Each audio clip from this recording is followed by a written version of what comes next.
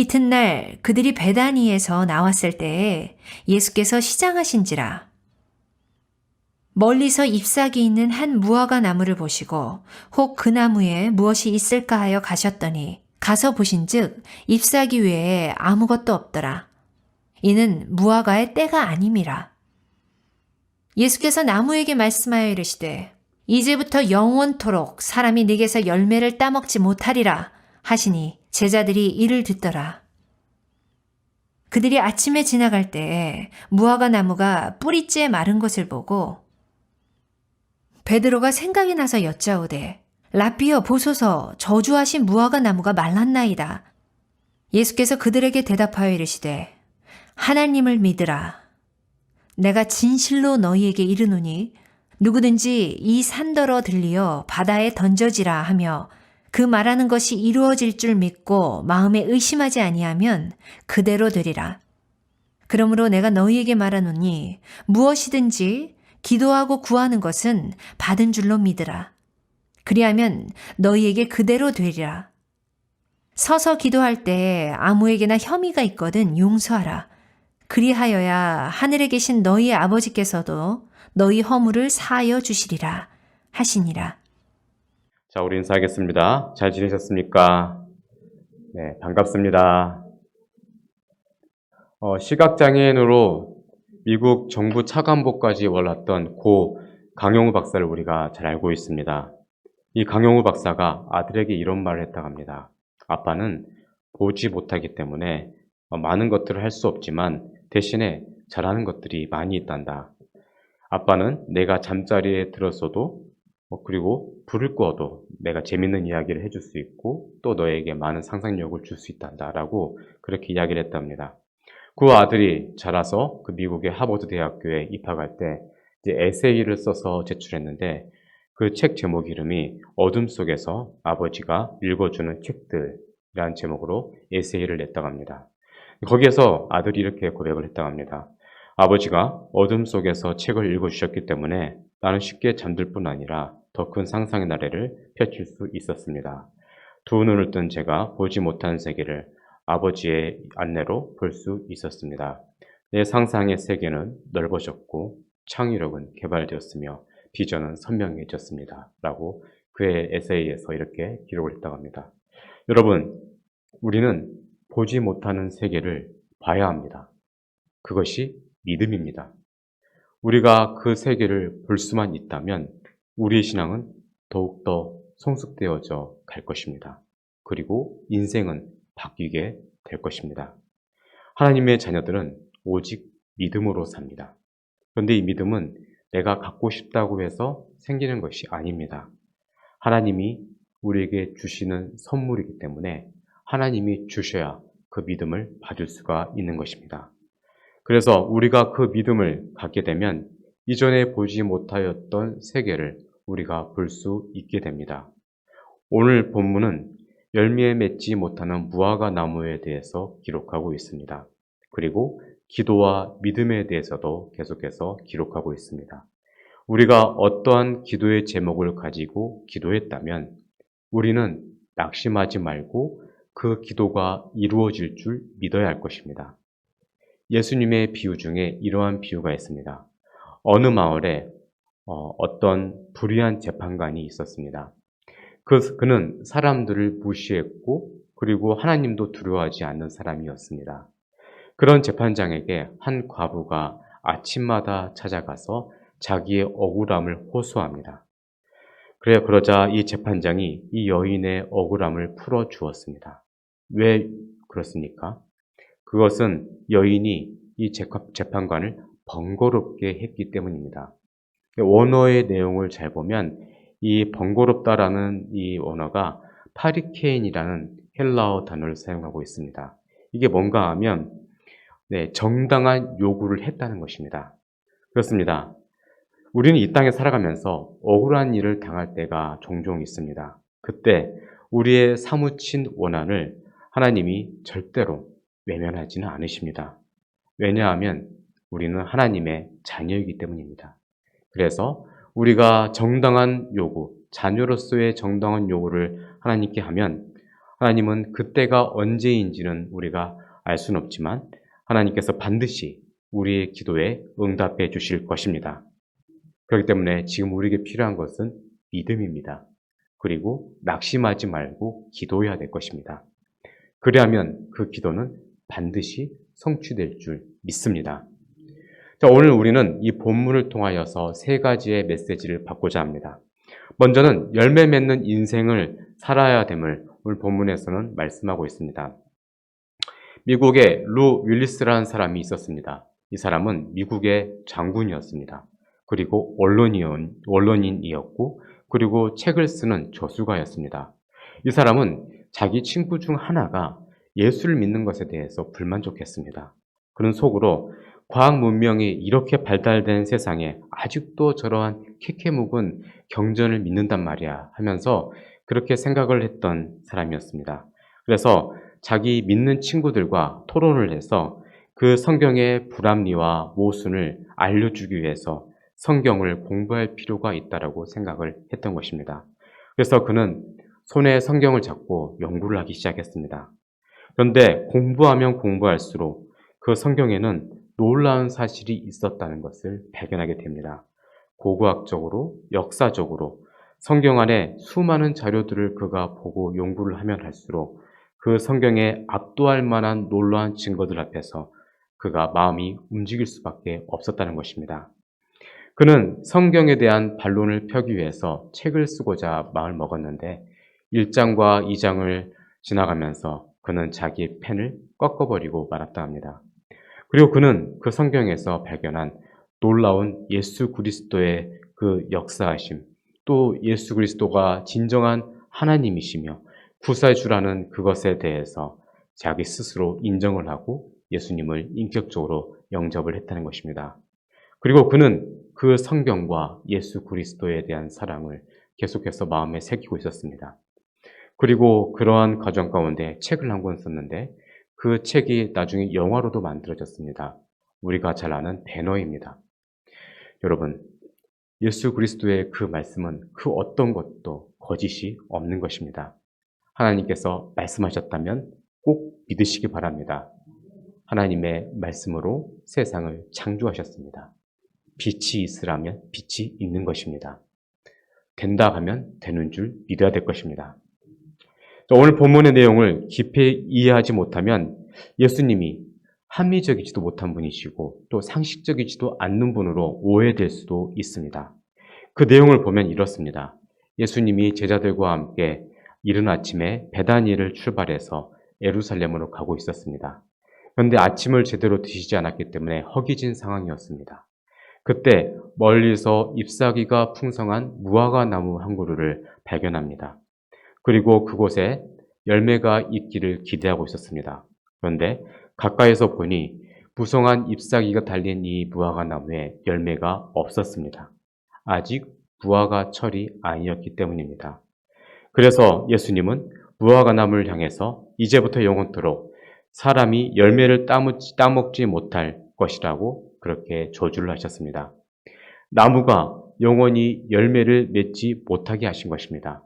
어떤 이들은 이 내용을 보고 예수님께서 지나치시다라고 생각하는 사람들이 있습니다.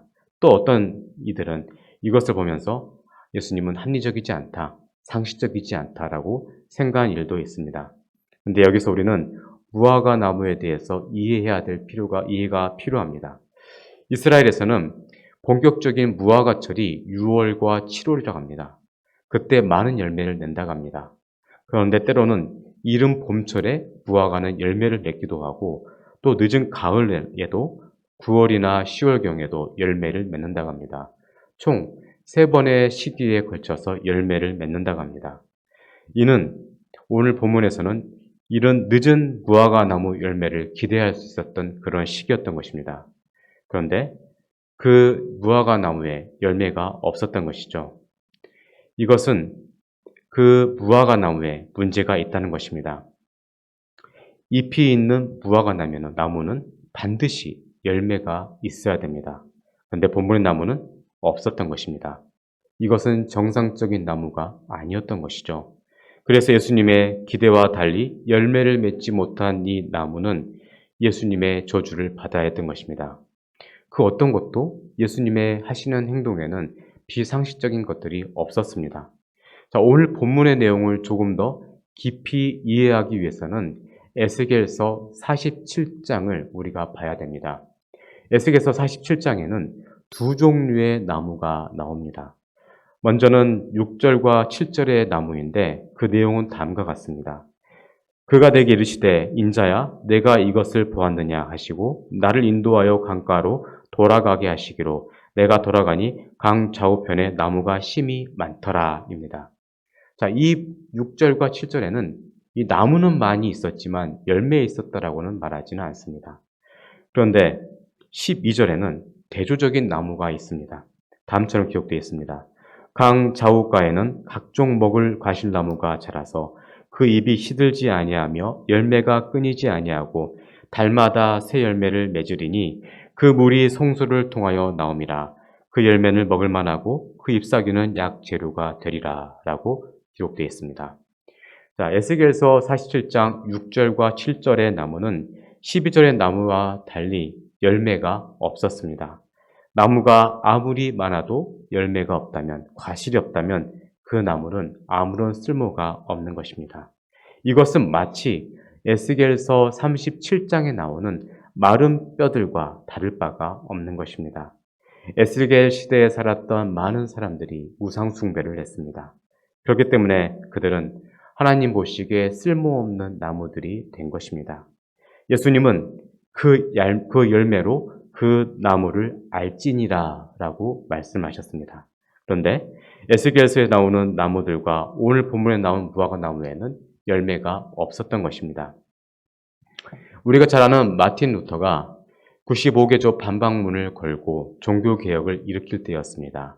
보름스 회의에서 종교 지도자들과 또 대주교와 함께 그는 논쟁을 하기 시작했습니다. 이 그들의 한마디 한마디가 사람을 죽이기도 할 수 있고 살릴 수도 있는 그러한 무서운 회의 시간이었습니다. 그때 루터가 이런 이야기를 합니다. 하늘을 보면서 하나님이여 내가 여기 서 있습니다.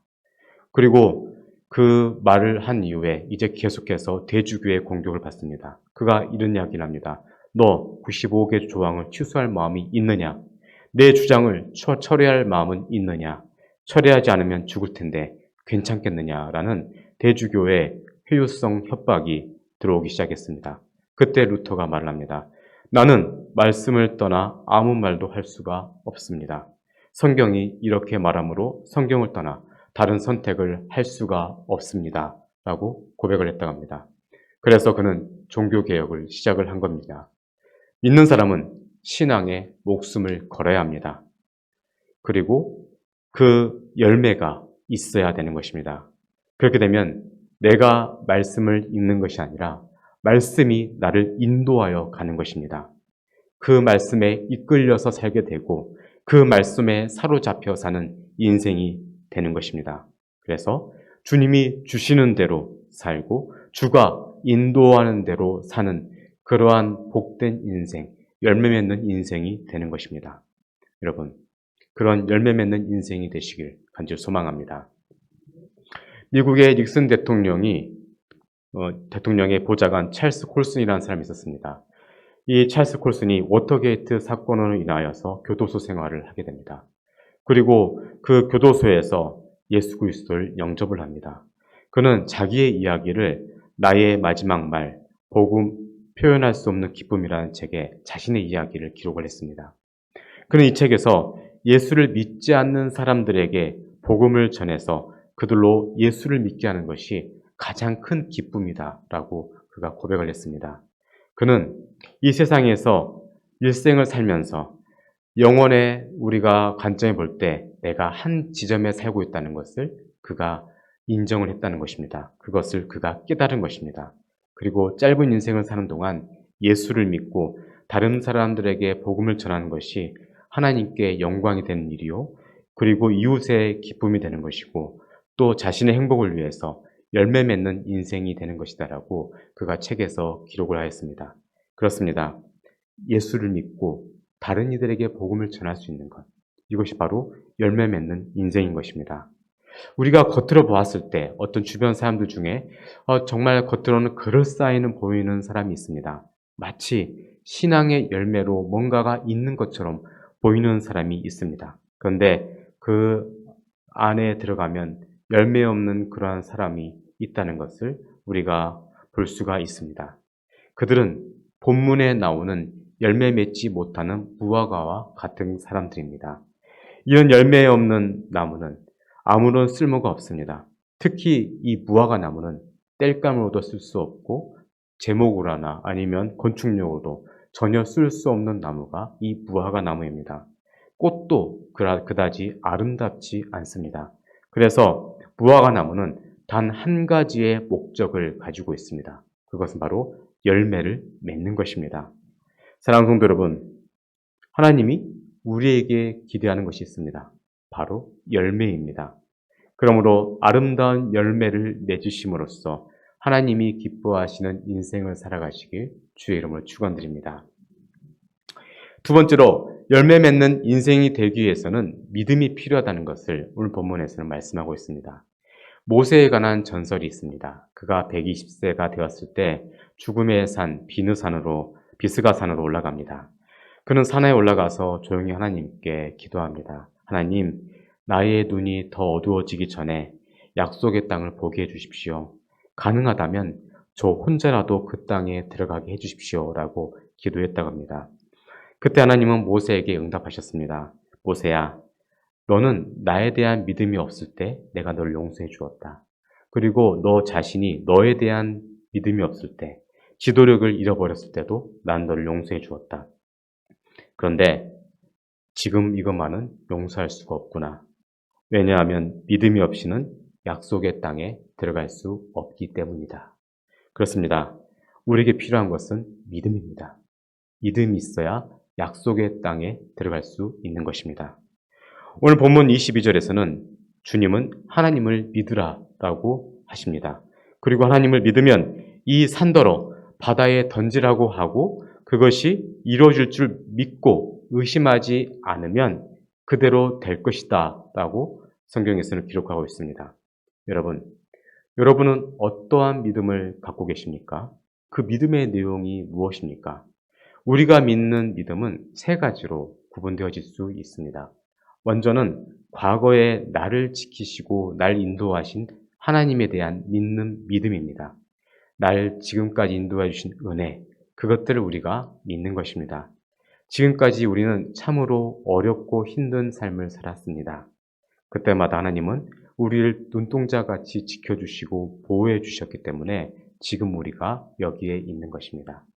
우리가 이것을 믿어야 되는 것입니다. 중국의 전국시대에 편작이라는 의사가 있었습니다. 그는 죽어가는 사람도 살려낸다는 명의로 명성이 자자했습니다. 그에게는 삼형제가 있었는데 그 삼형제 다 의사였습니다.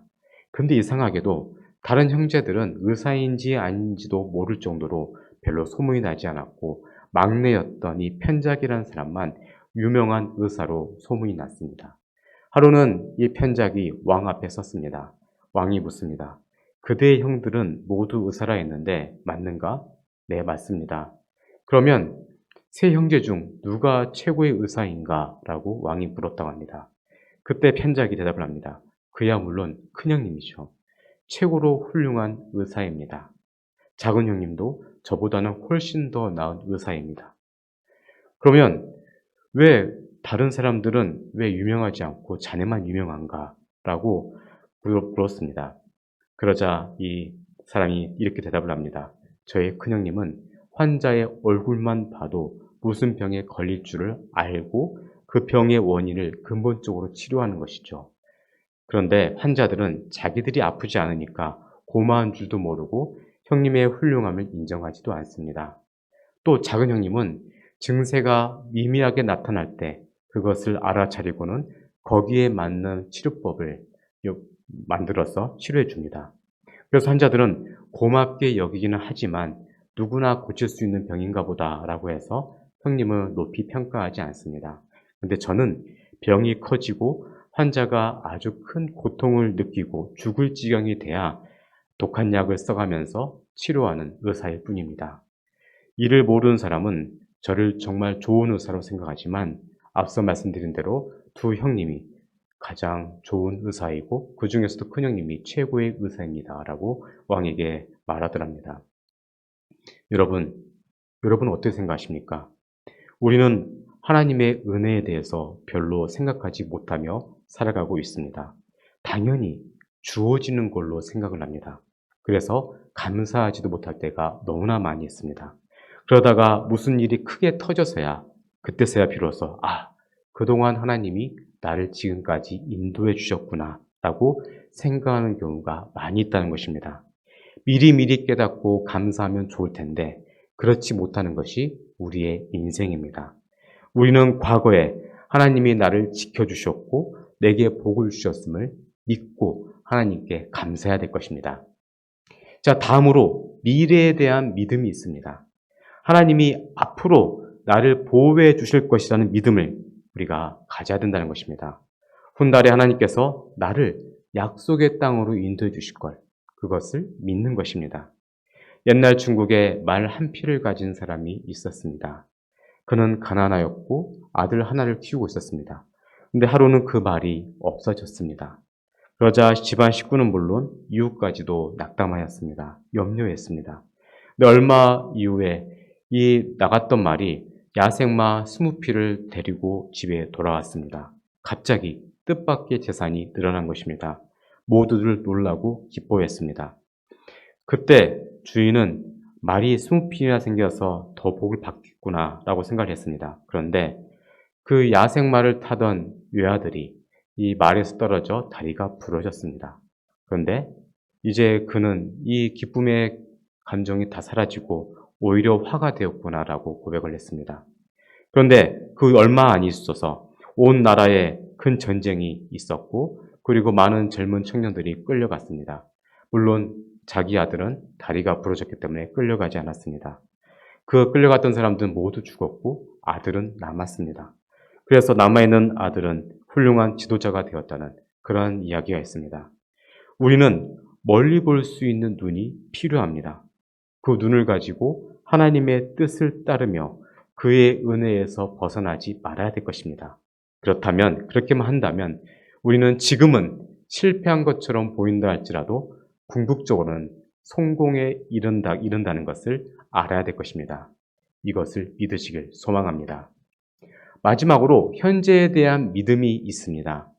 초대교회 사람들은 예수님이 큰 능력을 행하셨다는 것을 믿었습니다. 그리고 앞으로 그 예수님께서 재림하실 것을 또 믿었습니다.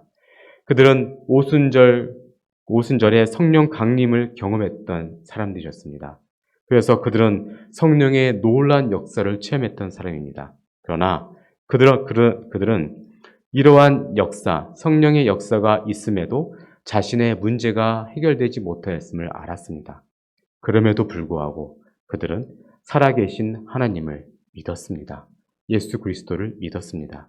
내 안에 역사하시고 현실적으로 나와 함께 하신 예수님을 믿었던 것입니다.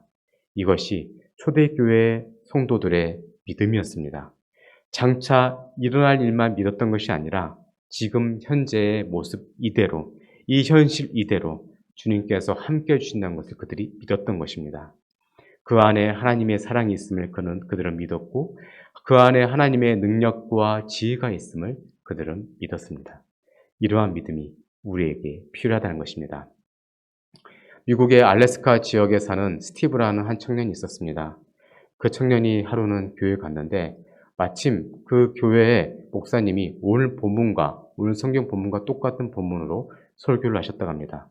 겨자씨만한 믿음이 있으면 산을 옮길 수 있다라는 그 제목의 설교를 들었던 것이죠. 그래서 이 청년에게는 갑자기 믿음이 생겼습니다. 마침 자신의 집 뒤에 산이 있었는데 눈만 오면 산사태가 벌어졌다고 합니다. 그래서 그것 때문에 골치가 아팠던 상황 가운데 겨자씨만한 믿음이 있으면 산을 옮길 수 있다는데 그러면 한번 믿음을 한번 가져보지 하고 믿음을 가지고 기도를 시작했답니다. 근데 문제는 교회가 문제가 났답니다. 이 새로운 청년이 설교를 듣고 잘못된 믿음을 가졌다고 온 교회가 난리가 났습니다. 목사님도 기도하고 장로님도 기도하고 직분자들이 다 기도를 했습니다. 그런데 이 스티브의 이 기도는 열흘이 지나도 20날이 지나도 40일이 지나도 그 기도를 계속해서 했답니다. 근데 40일째 되던 날 이 스티브란 청년이 싱글벙글해서 목양실을 찾아왔습니다. 목사님, 20세기에는 산을 번쩍 들어서 교회로 옮기는 것이 아니라 기계로 와서 옮기더군요. 제가 기도를 끝나고 보니까 이 국가에서 고속도로에 흙이 필요하다고 저희 집 뒷산을 다 옮겨갔습니다. 자, 그래서 산이 다 없어진 걸 보고 와서 제가 목사님께 찾아왔습니다. 라고 고백하더랍니다. 그렇습니다. 하나님은 우리가 이해할 수 없는 방식으로 우리에게 믿음의 결과들을 보여주십니다.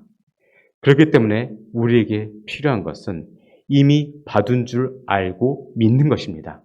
구하는 것입니다. 그러면 반드시 이루어질 줄 믿습니다. 사랑하는 성도 여러분, 우리에게 하나님을 믿는 믿음이 있고 그 믿음으로 하나님의 뜻과 목적에 맞는 그러한 하나님의 사역을 감당한다면 뭐든지 이루어질 줄 믿습니다. 지금 우리에게 필요한 것은 믿음입니다. 만약 우리에게 아직 믿음이 없다면 하나님께 믿음을 주시라라고 기도해야 될 것입니다.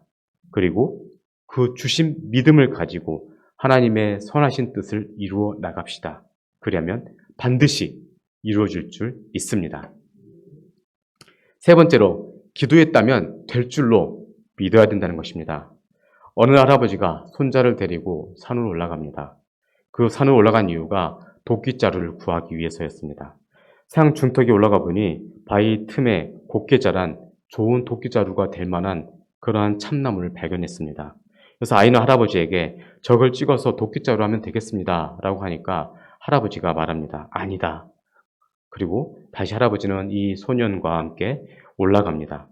산 꼭대기에 갔더니 한 참나무를 보고 할아버지가 저걸 찍어라 라고 말씀합니다. 그래서 아이가 할아버지에게 묻습니다. 할아버지, 저런 나무는 산 밑에도 있었고 계곡에도 있었고 또 바위 틈에도 있었습니다. 왜 하필이면 이 높은 곳에서 이 참나무를 찍어내려 하십니까? 라고 묻자 할아버지가 대답을 합니다. 비바람을 맞지 않고 자란 나무는 그리 쓸모가 없느니라. 같은 참나무라 해도 비바람을 맞아야 좋은 도끼자루가 될 수 있느니라 라고 말씀하시더랍니다. 그렇습니다. 이것이 바로 옛 어른들의 교훈이었습니다. 많은 비바람과 역경을 통해서 제대로 된 도끼 손잡이가 될 수 있듯이 우리도 많은 비바람을 맞아봐야 온전한 신앙생활을 할 수가 있고 하나님 쓰시기에 합당한 도구가 될 수가 있는 것입니다. 만약 비바람을 맞지 않게 되면 잎사귀는 무성할 수 있습니다. 겉보기에는 그럴듯합니다. 그런데 자세히 보면 아무런 열매가 없습니다. 입으로는 마치 세상에서 가장 큰 믿음을 가진 것처럼 말합니다. 그런데 정작 삶에서는 믿음의 열매를 맺지는 못합니다. 그렇다면 예수님의 비난과 심판을 피할 수가 없게 되는 것입니다. 우리가 기도할 때 무엇인가를 믿고 구한다는 것은 먼저 하나님과 하나 되어서 하나님이 기뻐하시는 것을 구하는 것을 말합니다. 내 마음대로 내가 원하는 것을 구하는 것이 아닙니다. 그런 신앙은 죽은 신앙이며 눈먼 신앙입니다. 멕시코 북동쪽에 위치한 여러 동굴이 있다고 합니다. 오랜 시간 동안 그곳에서는 이 독특한 방식으로 변화된 물고기들이 살고 있었습니다. 그 동굴들은 다 하나같이 빛이 들어오지 않는 동굴이었다고 합니다. 그들의 이 물고기 이름을 멕시칸 장미 물고기라 부릅니다. 이들 대부분의 물고기는 눈이 작거나 아예 없다고 합니다. 이들은 한 줄기 빛이 들어오지 않는 동굴 속에서 어둠 속에서 오랜 시간 동안 살았기 때문에 눈의 필요가 없어졌고 그렇게 그 눈들은 없어진 것입니다.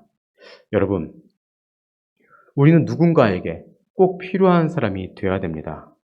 만약 그렇지 않다면 살아있기는 하지만 마치 죽은 것과 같은 그러한 인생을 살 수밖에 없습니다. 우리가 남들에게 필요한 인생을 살기 위해서는 하나님 앞에 나와 내 자신을 낮추고 하나님을 신뢰해야 합니다. 그리고 하나님이 우리에게 주신 그 인생의 비바람을 맞아가면서 하나님이 원하시는 신앙생활과 기도생활을 해야 하는 것입니다.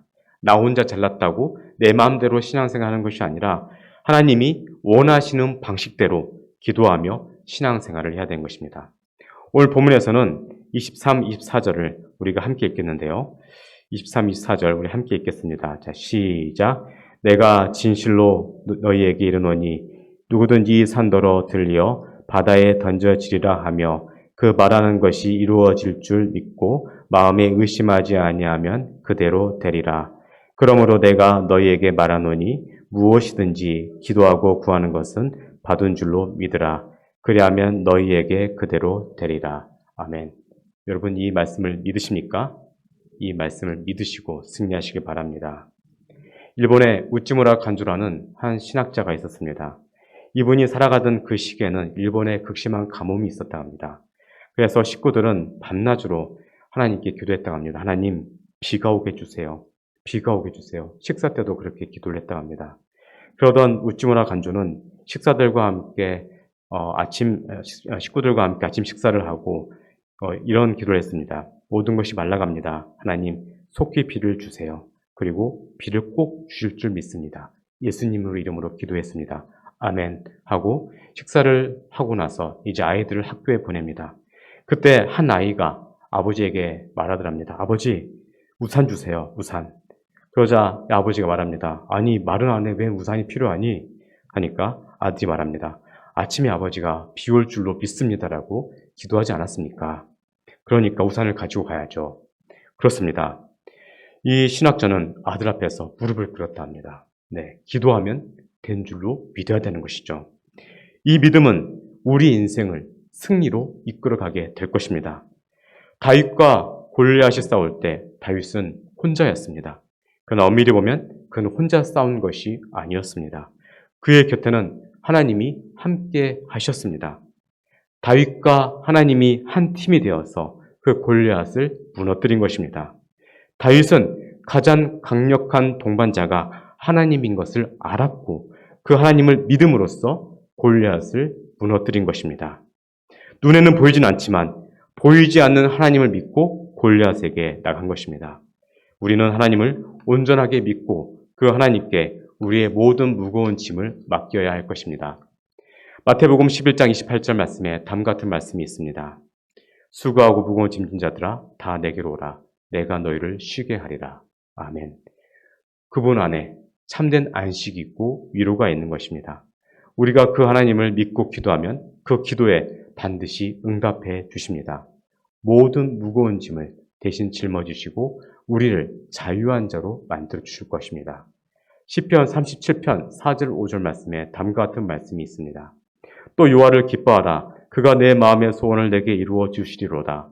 내 길을 여호와께 맡기라. 그를 의지하면 그가 이루시고 라는 그런 말씀이 기록되어 있습니다. 여러분 믿고 기도합시다. 하나님께서 반드시 이루어 주실 것입니다.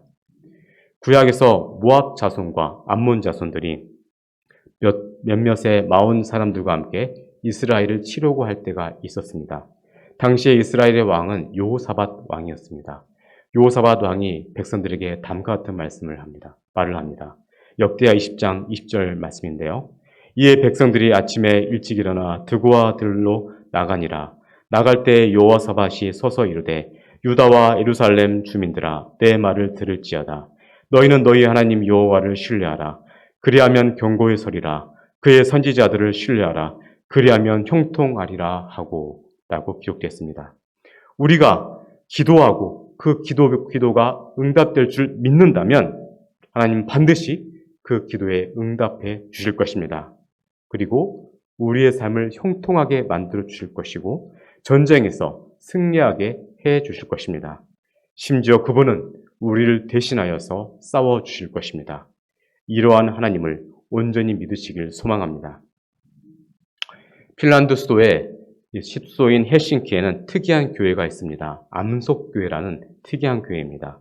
네, 전체가 암석으로 되어져 있는 이 돌로 되어 있는 곳에 교회를 세운 것입니다. 지금은 헬싱키의 최고의 명물이 되었지만 이 교회는 사실 지을 수 없는 교회였습니다. 왜냐하면 시 조례상 절대로 법적으로 이 교회가 여기에 세워질 수 없는 지역이었기 때문입니다. 그래서 이 루터 교회 사람들은 온 임직자들이 함께 기도했다고 합니다. 이 헬싱키 한복판에 교회를 세우고 싶습니다. 그때 하나님이 그 형제들에게 지혜를 주었답니다. 그래서 이 건축가인 티모와 그리고 이 투오모 수아말리에넨 형제가 기발한 아이디어를 만들어냅니다. 그것은 도로 한복판에 있는 쓸모없는 거대한 바위를 이용하자는 것입니다. 바위를 폭파하고 그 속에 교회를 짓자는 것입니다. 그렇게 해서 만들어진 교회가 헬싱키에는 안석교회입니다. 자, 여러분, 기도는 무엇이든지 해낼 수가 있습니다. 기도 앞에는 시조례조차 휴지 조각에 불과한 것입니다. 우리가 기도한다면 하나님의 그 보좌의 문을 움직여 주시고 하나님의 놀랍고 기이한 일들을 반드시 우리에게 보여주실 것입니다. 사랑하는 성도 여러분, 내가 무엇이든지 구하면 이루어진다는 것보다 세상에서 더 좋은 일이 어디에 있겠습니까? 무엇이든지 구하는 대로 이루어진다면 누구나 다 놀라워할 것입니다. 그런데 이러한 일들은 실상은 잘 이루어지지 않습니다. 그 이유가 무엇입니까? 우리가 구하지 않기 때문입니다. 온 마음으로 진지하게 기도하지 않기 때문에 하나님의 능력이 나타나지 않는 것입니다. 그래서 우리에게 필요한 것은 기도이고 믿음입니다. 기도하는 여러분들이 되시길 주의 이름으로 축원드립니다. 기도하겠습니다. 오늘 우리에게 믿음을 요구하신 하나님, 우리가 믿음을 갖길 원합니다. 우리에게 믿음을 허락하여 주시옵소서. 그리고 주신 믿음을 통하여서 낙심하지 않게 해주시고 기도하는 그러한 우리의 인생이 되게 하여 주옵소서. 하나님이 우리에게 주실 놀라운 축복과 기적과 은혜들을 우리가 경험할 수 있게 해주시옵소서. 언제나 우리의 마음이 담대하게 주시옵시고 그리고 믿고 기도한 것은 이루어질 줄 믿는 믿음으로써 세상을 승리하게 주시옵소서. 이 모든 것들이 우리 개인과 우리 공동체 가운데 이루어지게 하여 주옵소서. 감사드리며 예수님 이름으로 기도드렸습니다. 아멘.